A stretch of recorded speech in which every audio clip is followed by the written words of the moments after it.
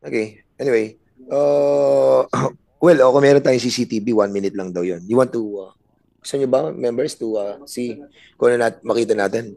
Meron, 1 minute. Sige, panoodin natin.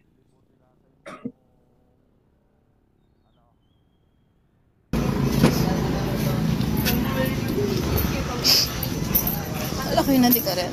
Laki na di ka rin. Mapindi na.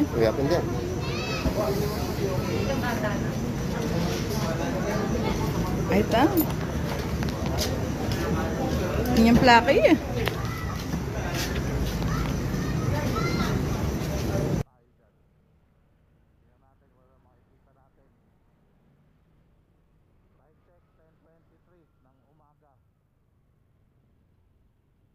Hindi, baka, RD, yung ating bang copy ng CCTV nyo, much more complete? Yung kompleto, meron ba kayo? Paki... Pakita Saka may natin nakitang vehicle, pakita natin yung kompleto, pati yung paghabol ng mga Ayun, lumabas oo. doon sa hall na nakipagputukan. Saka nakita ko yung vehicle doon. So dito, sino may-ari ng vehicle? Na meron kasi kayo dito na nakalagay sa report nyo na in-interview si Miss Romy L. Tan, owner of the plate number, yun, attached to the vehicle used by the suspects. So may ginamit na vehicle at identified yung may-ari.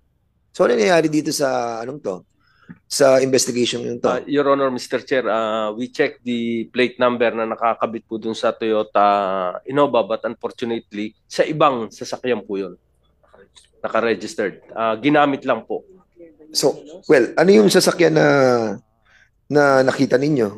Ano ba yun? Yung nasa CCTV, ano sasakyan yun? Black Innova. At yung plaka na nakita nyo, nakapangalan kay Romy Tan. Tama? Na ang registered sa LTO, anong sasakyan? Anong sasakyan?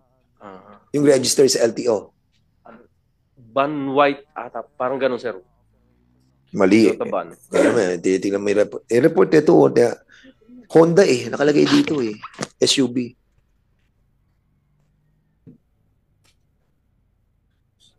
Sir, Oo. Honda BRB, sir. Ha? Honda BRB. Ayun, no. Honda, di ba? Ito, binabasa ko yung report nyo. Walang dyan naman, PD, dapat alam mo to. Anyway,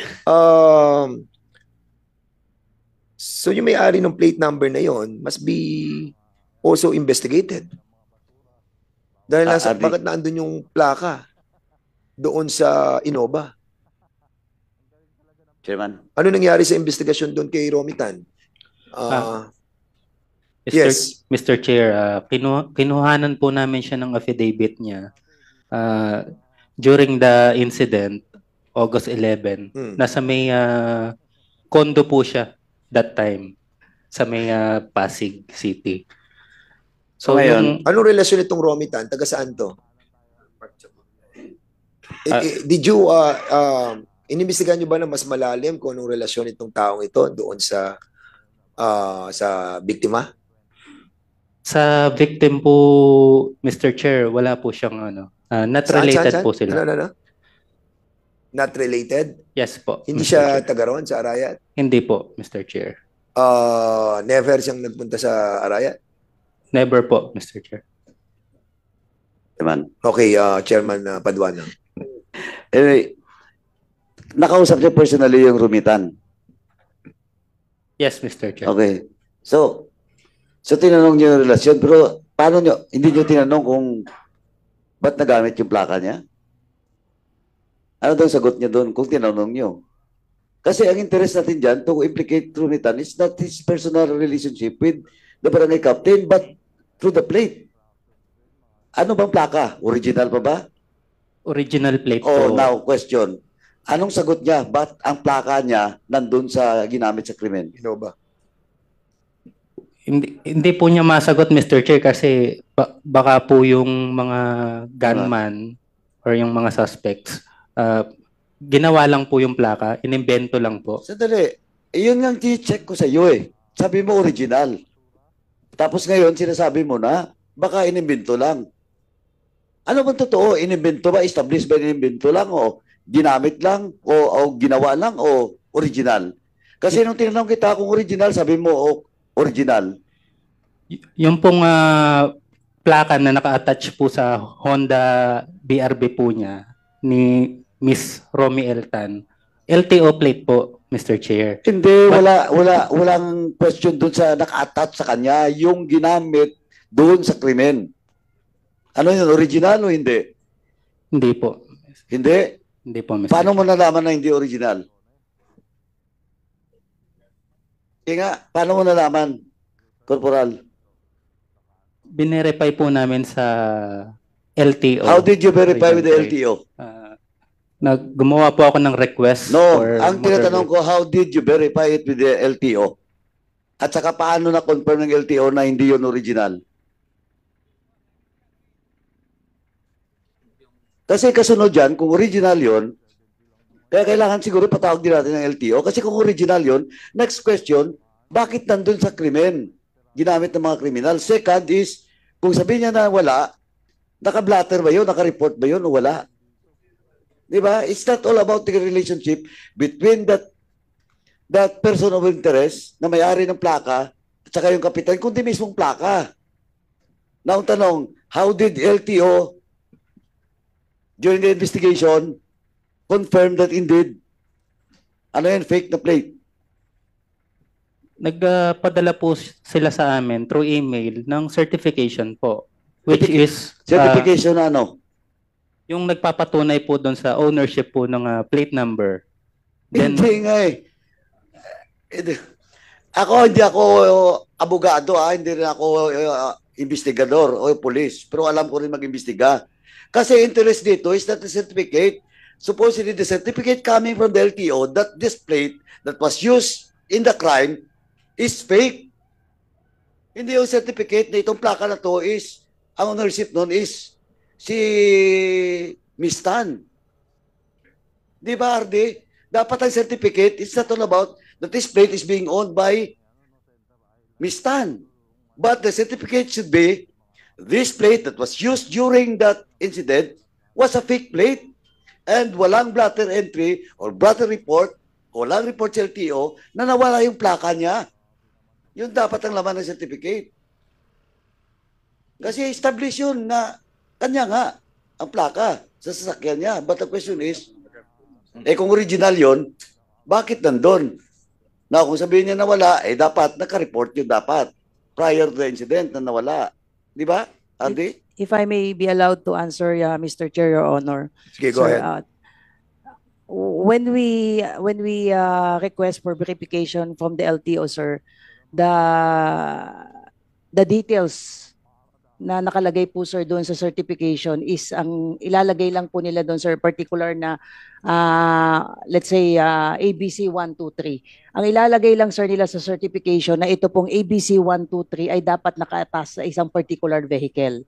So yung binigay po, sir, nilang certification, sir, is supposedly itong plate number na nakitang naka-attach po doon sa Black Innova should be attached to a Honda na BRB. Nung nagpunta po, sir, sila the following day upon receipt nung verification po sa LTO, ang sabi po, sir, nung owner po nitong Honda BRB, nakita po, sir, nila naka-attach pa rin yung original plate po na supposedly ay dapat naman talagang naka-attach po doon, at when the investigator asked, sir, kung na-report ba nila at any given time kung nawala ba ito or inalis po nila, ang sabi po ng owner ay hindi po, sir, nila inaalis yung plaka po na ito. So there is a presumption, sir, na yung ginamit, sir, na plaka na inilagay, sir, doon sa Innova ay kinambal. Yung sinasabi, sir, natin na kinambal lang, sir. So there is no really the LTO will not be in the position to issue certification certifying na yung plakang inattach doon, sir, sa Innova na ginamit, sir, ay original or even kambal, sir. Pero RD, kahit sabihin mo the difference between the time when the crime was committed, sabihin mo nga kahit 2 hours. No? 2 hours lang. Pwede rin, di ba, na binalik lang yung plaka? Pwede rin, di ba? It's a possibility, sir. It is a Okay, now, possibility. ang sinasabi ko kasi, that's why siguro, Mr. Chairman, in relation to that, dapat i-check natin sa LTO. Kasi, kung ang basis lang, no, ang basis lang ng certification is that indeed this plate was still there, attached to that vehicle, no, but that was 24 hours after the crime was committed, walang assurance. Di ba? Tama, RD? Di ba? Kaya ang sinasabi ko, supposedly, the certificate coming from the LTO is a certificate that indeed, that plate being used, siguro kailangan, mas may ano tayo ng technology, no? How to, kasi nakunan nga ng plaka kaya nga nasundan di ba? Now, next question is, kung walang capacity ang LTO to confirm if that plate that was used was fake, or better, the investigation should not end there. That certain Miss Tan is not involved in the crime. Tama, RD, di ba? Kasi wala rin Not because the owner or Miss Tan show a proof, dinala yung kotse sa LTO, nandun yung plaka, pwede natin sabihin na hindi fake. O fake, di ba? Tama, RD? I agree, Your Honor, Mr. Chair, sir. So, Mr. Chairman, siguro we'll call the attention of LTO also with regards to that. Kasi hinahanap natin dito na proof is that confirmation coming from the agency which issued that plate na indeed hindi fake o fake ang ginamit. Tama, Ardino. So, Chairman, siguro, we have to take note on that ng LTO dapat. Kasi, ito, isa kang classic case din, di ba? Nakuna ng plaka. O, pero sinabi, no, the following day, sabihin pa, before the 24 hours, nandun pa rin yung plaka. Dinala doon si LTO, ma'am, sir, hindi po. Fake yun siguro kasi nandito yung plaka. But that is not 100% sure tayo, di ba? So, ganon siguro, RD, Chairman, kailangan ma-check natin yung LTO with regards to it.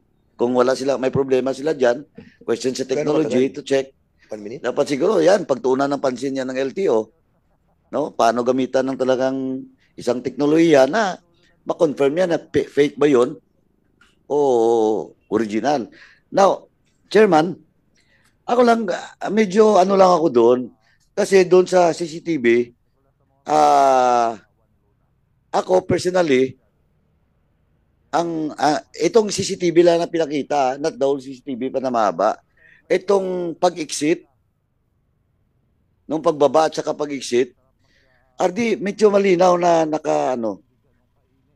medyo, kumbaga mayroong contact doon sa loob. Tawagan ng iba doon, parang may last minute G2. And maybe that lady is the one who set up. She was the one who reported the last minute information that the barangay captain is there. Kasi, ako tingnan mo yung pagbaba. Ang bilis lang Bilis lang. Yung operation na nakuha nila for not less than 1 minute. Kung hindi yun in-splice pinutol-putol. Kasi tingnan ang pagbaba, makita mo pagbaba. Then, binanatan siguro sa loob. Ay wala namang putok, ni marinig. Pero, bumalik agad tumatras Well, in fact, kung tingnan mo doon sa paglabas, yung isa nga, nag-guide pa Diba? So, ang bilis. Na, in such operation, ito si Chairman Acop, alam ni Chairman Acop to, mas alam nito In such operation, Chairman, diba? Hindi mo pwedeng gawin yun kung wala kang tao dun sa loob na magre-report na nandito na. Tapos yung striker, malapit lang. Diba? Kasi ang bilis Pagbaba, wala kang 1 minute Dagdag natin. Withdraw ka agad. Chairman. So, ang sa akin lang, that lady should be investigated deeply. No? Palaliman natin. Now, yung investigator, saan ba yan? Chairman Paduano, isingit ko lang to sa sinasabi mo kasi may binabanggit ka na crucial yung nasa loob na tao di ba? Yung lalo na yung dalawang babae. Meron kasi kayong sinabit sa aming report ngayon. Meron ditong in-interview na mga witnesses, dalawang babae. Sino to? Sila po yan, Mr. Oh, Chair. yan. Katulad yan, sila to. Ito yung mga witnesses na nando sa loob na sinasabing hindi taga ron. Yes, Mr. Chair. At according kay Konsehala Lumbang, Hindi, gusto namin makita yung ano, kasi doon sa kanina presentation, wala yung dalawang babae na lumabas eh. Yung complete CCTV, nasaan? Raw. Yung raw. Kasi 1 minute lang yung raw.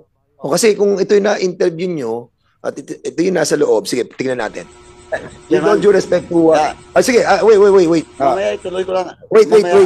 Para hindi lang ako maputol. Tapusin muna natin si Chairman Paduano. Sige, sir. Anyways, simulan natin yung sa dalawa pa, akala ko isa lang, isang babae lang, dalawa pala. Yung kausap po ni Barangay Chairman, isa lang po, Mr. Chair. Bakit dalawa sila doon sa pinatawag nyo? Yun po yung kasama nung babae po, sir. Na, Kasama saan? Doon kasama po doon sa lugar, Mr. Chair. sa lugar ng insidente. Yes, Mr. Chair. But yung kasama po niya is umalis po nung nangyari yung insidente. Yung naiwan po yung babae na nasa loob. So before the incident happened, yung isa umalis. Before o nung nangyaring insidente, saka rin umalis. Before, Mr. Chair. So hindi pa nagkaputukan, umalis na yung isa. Yes, Mr. Okay, Chair. now ang question. Sabi mo kanina, ano yung establish na hindi taga ron? Taga ibang barangay po, Mr. Chair. Hindi taga ron. Yes, Now, Mr. Chair. paano nyo binitawan na they are not involved? Base po doon sa interview namin po sa kanya, Mr. Chair. Nung tinanong nyo sa interview, ikaw ba mismo nag-interview? Yes, Mr. Chair. Sige nga, paano mo tinanong? Una po, Mr. Chair, tinanong ko po siya kung bakit siya nandoon sa lugar. Anong Mr. sagot Chair. niya? Sabi po niya, Mr. Chair, kakamustahin lang daw po niya si victim, si Mr. Lumbang, Mr. Chair.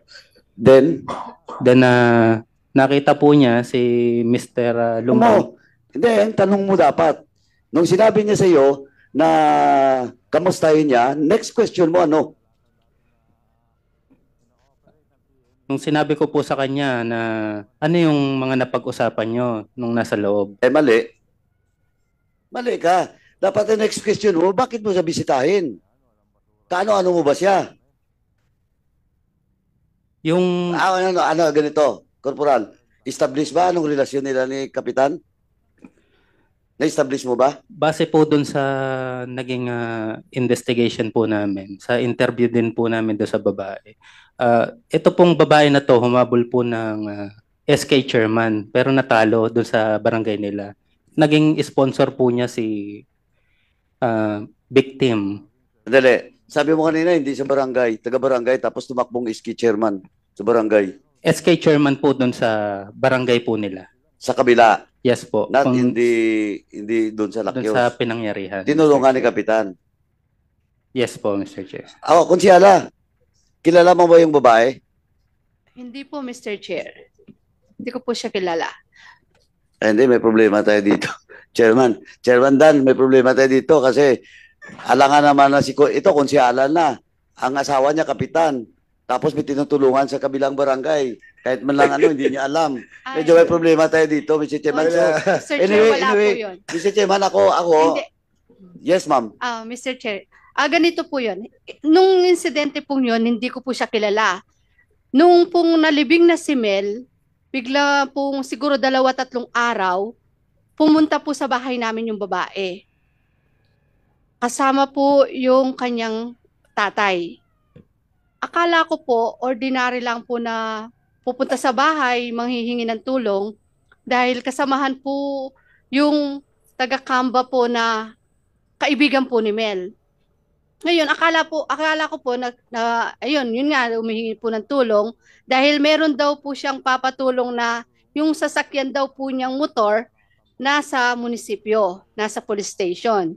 Ako naman po, akala ko ordinary lang po na ganun lagi na may naghihingi ng tulong. Sabi ko nga po, bakit? Ano ba naging problema?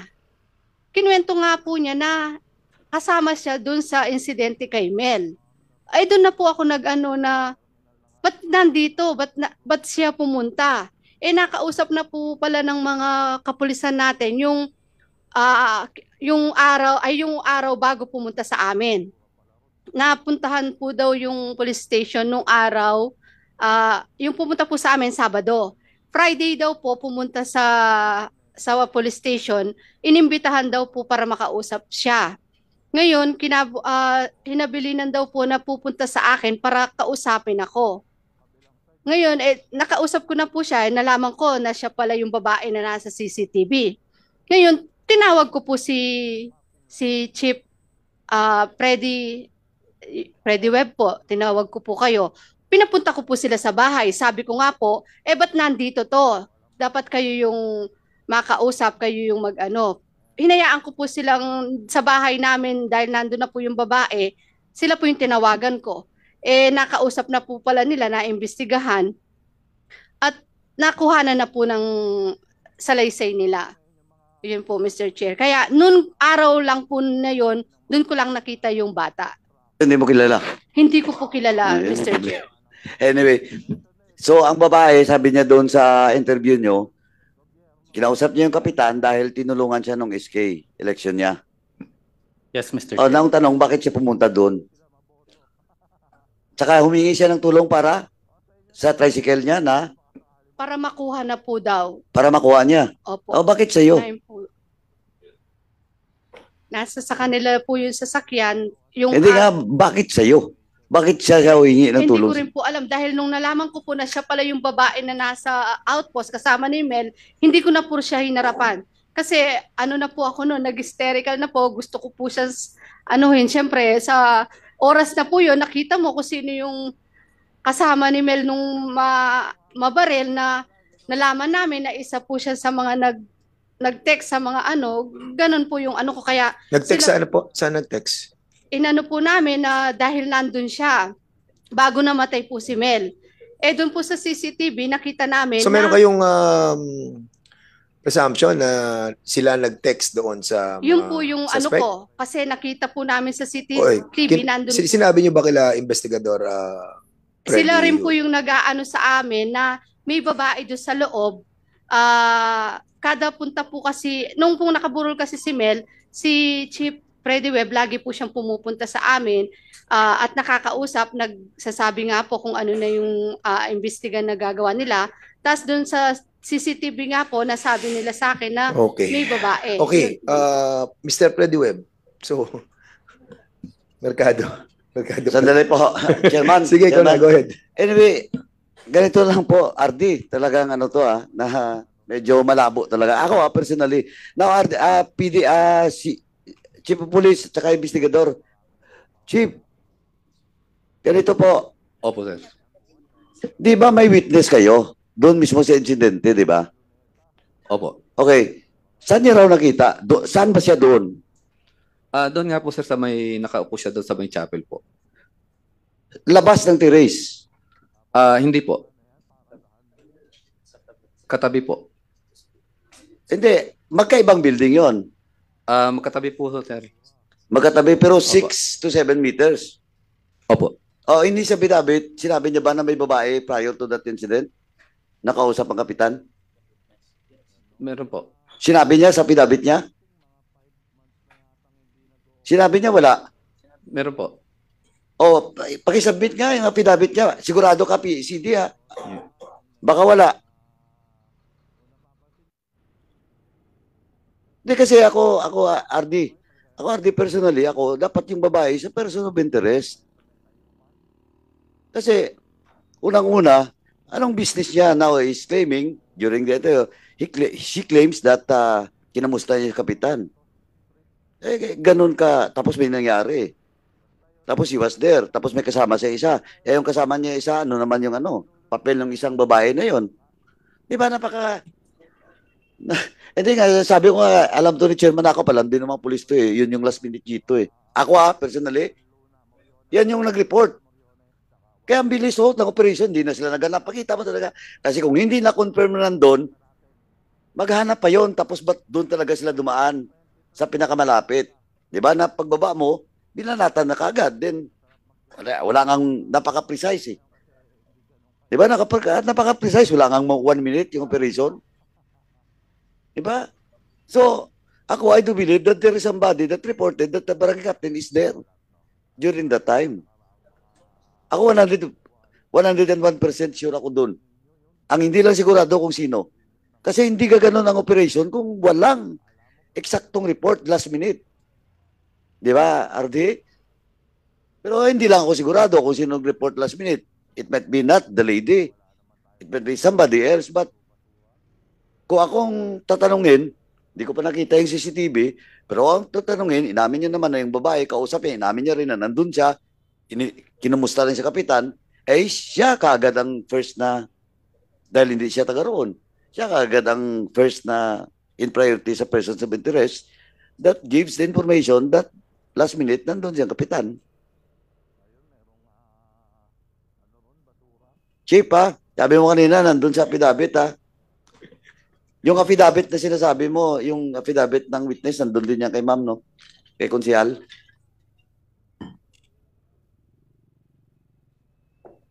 Kasi, Chief, kasi kung sa affidavit mismo, nung witness nyo, wala yung babae doon, may problema po kayo. Pwede talagang, ano yan, tawag dito? Witness na, hindi, witness na, para i-guluhin ng investigation. It's either